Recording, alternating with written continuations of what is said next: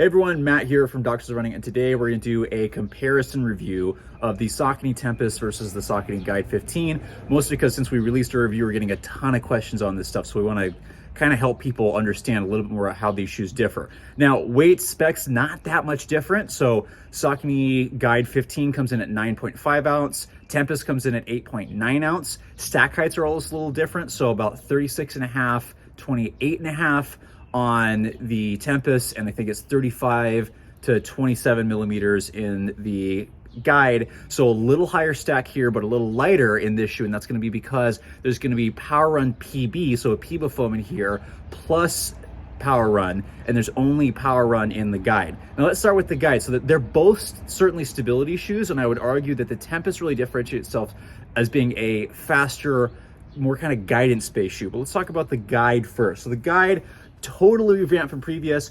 Instead of having a post, they're kind of using something similar, but it's a plastic arch piece. This is very, very noticeable. So people want that medial support, want to feel it. They're going to get this a lot more from this shoe.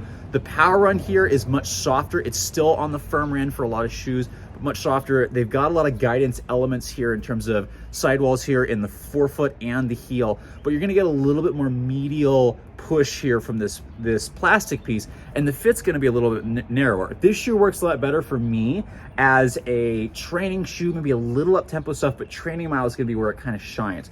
The Tempus is a different shoe because you have full-length frames of Power Run on both sides of the foot, so a little bit more guidance-based. And the Power Run PB makes this much more versatile into workouts and racing. So this might be a trainer. This one could work as a trainer too, but this is also going to have the versatility into workouts and even some marathon racing for a lot of people. As we discussed, this might be that shoe that people use. Hey, I'm going to want to do a longer marathon race. This might be the shoe you find to look at.